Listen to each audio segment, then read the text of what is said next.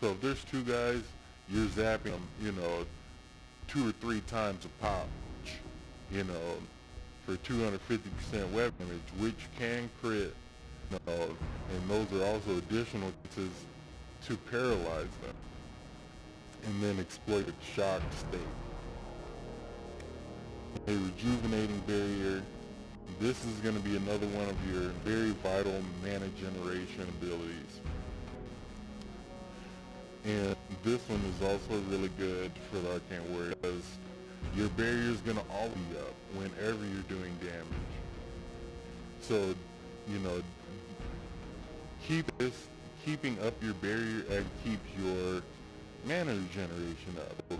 If you start to fall back, you might see some people play the Arcane Warrior as a more ranged, backfield mage and try to be like an elementalist and shoot fireballs and use Pull of the Abyss and, you know, not really get in the mix and use Spirit Blade. Like I've played the Arcane Warriors that using Spirit Blade.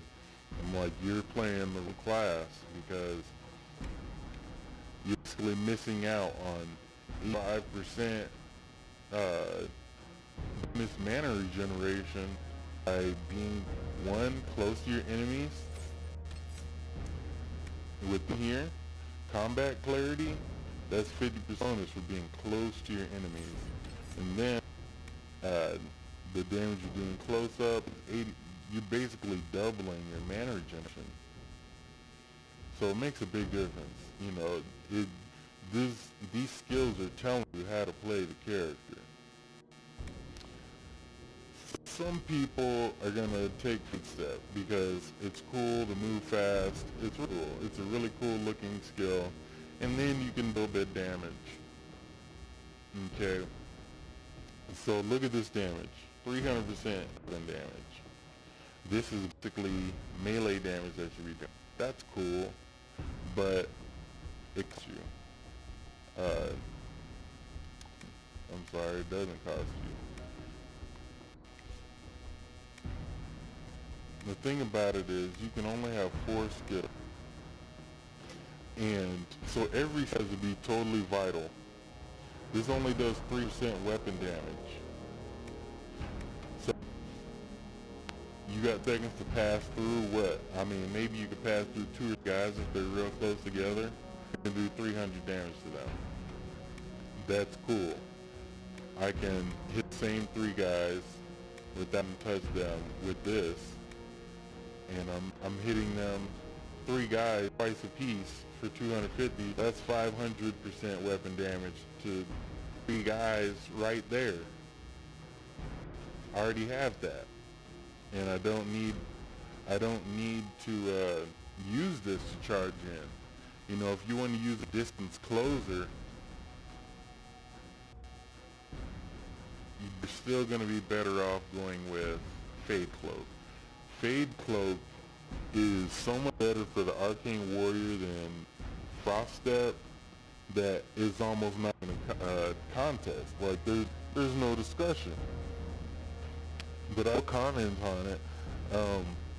The Fade Cloak is better because you are briefly vulnerable. It's like going stealth and then knockout punch all in one, like just like that. It looks like you're going stealth and then you use knockout punch like a rogue. And you use decloaking blast, except it's freaking stronger than knockout punch. Decloaking blast, you're doing 1,000% damage for 20 mana, and this can hit multiple enemies. This move right here, the only reason that I would say that Pull of the Abyss be part of a viable build. This move right here. You have Pull of the Abyss and you also have Frost Step, your build is fucked up. Because you suck everybody into one spot, you jump in the middle of them with Deacon Blast Up, and boom, 2 seconds later you blow up inside them, and you know, I've done crits, you know, over 3,400 using ability, and it's got very decent cooldown, 12 seconds. This since it's invulnerable, you can do like tanking the demon commander. You can do stuff like making yourself invulnerable while you're lying on the ground and got down. You can, if an enemy's hitting you, like say a despair demon's hitting you with Ice Blast, you can turn on Fade and just walk straight towards him, you know, and then blow him up. While he thought he was looking you turn around. All kinds of situations like that. You know, you got row archers that are shooting at you. You can put on Fade Cloak, into the room, you know, blow them up, and then begin your assault with them having the advantage of getting 3-4 shots up in range. And everybody knows this game, archers are not to be trifled with. You know, if you're going to take 2 shots to the chest, you better have a backup plan. So it's like Fade Cloak will, you know, make you a much more dangerous target to archers or any kind of ranged enemy, any kind of situation where you need a distance closer. Yeah, you got 2 seconds to sprint towards them, and then through 1,000 damage, you can have 2 seconds to run really fast. I'm pretty sure you can probably still get hit potentially. But this one's vulnerable. You can walk through AoE damage. You can walk through enemies to your benefit to do so. Pride Demon, he's nothing to this. Pride Demon will go on 1 decloaking blast, period. Okay, so coming down here, you start getting into the territory of the weakness abilities and perks. Things that you've got access to Veil Strike. Strongly recommend not to take this, and you got access to Stone Fist, which I strongly recommend you do take. This ability here gives you a slight chance to do weaken on your other offensive spells and builds. That's cool. This isn't gonna do shit for that. Really interesting because it's a temp ability. These two are also, I think these are both very good skills here, and they can kind of round out your character for what they'll be capable of doing. In retrospect, if I were to ever level this guy again, I would take one of these instead of the reflecting sword. This ability right here, I would this in a heartbeat to take the damage bonus or the damage reduction. I mean, 30% damage reduction, if you even tankier than before. It make you like, this is almost pulling your damage resistance that you already have. You definitely tanking bosses with this one. And this, how do I get the weaken effect? But it's Stone Fist and the weak effect. This is a 10 saturation. This is an 8-second cooldown ability. 10-second cooldown, or 10 saturation, 8-second cooldown. Area of effect, meters. That means you got these guys already attacking you. Stone Fist, boom. You're hitting 4, 5, 6 guys with an effect. For 5% weapon damage. 4 to 5 for 500% weapon damage. And when that hits, which it will because it's got a short cooldown and a decent mana cost, it makes a big difference. You'll be annihilating groups by yourself using Stone Fist and Lightning, and then hitting them with the Spirit Blade because you've afflicted so many free statuses on them. If you were to combine that with the damage reduction here, or the damage bonus here, these simply mean that any enemies that you were engaging should have weakness inflicted upon them. Every fight, every bad guy. This is, I would say this is tied with the best. This and Chain Lightning, I mean, the combo is beautiful. Now, this one here, right here, this one also kind of exacerbates how good status effect are from the Arcane Warrior, because you're getting 25% bonus duration. So instead of 10 seconds, you're getting 12 seconds.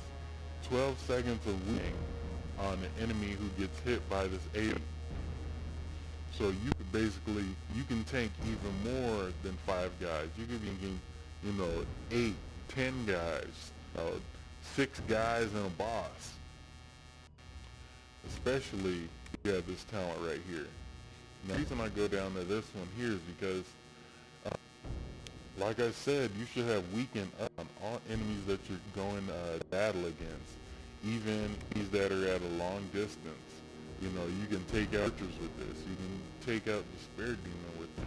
You can take out the ranged spirits that throw the magic at you with this. And maybe 2 or 3, depending on how close they are. They have that weakening on them, regaining mana on the damage you do to them. So this here, it completes the circle of life. The mana is your lifeblood.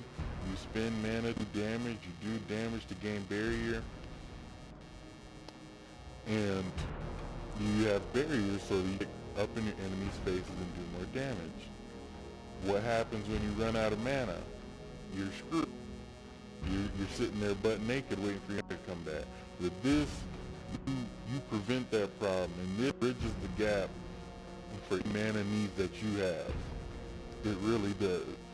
This bridges the gap, especially if you're manning Stone Fist like you should. It's a great ability.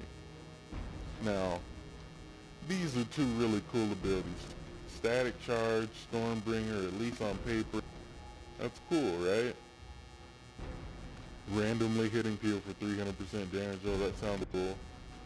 100% wet damage every single time he tries to hit me.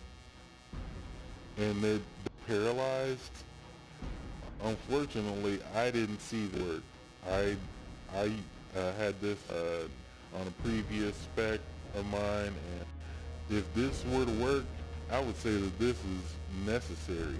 I would say this is probably one of the best points that you can get, because if you paralyze somebody, you could be detonating them with the Spirit Blade, which would cause a little combo that would shock enemies around them. So it'd be like you're attacked by 5 guys, somebody paralyzed every single time they hit you, then you counterattack them with your blade, or chain lightning. You cause, double electricity effects to hit the rest of the people around you. So it's like, say you paralyze 3 because they all hit you. You hit them all with Spirit Blade, you deck them all. Each one of those sets off a small AoE of light. But this ability doesn't work yet. Maybe when support comes in and patch it, this ability will be something beautiful. This one, I just found that I was out of points. This is the one that I would say, since it's that 15-second cooldown, I say it's not worth it, because you could be having the point here for a constant 30% damage reduction, a constant 10% damage bonus. It's not worth it for something that's get a 15-second waste your time for 300%. Like, look at it this way.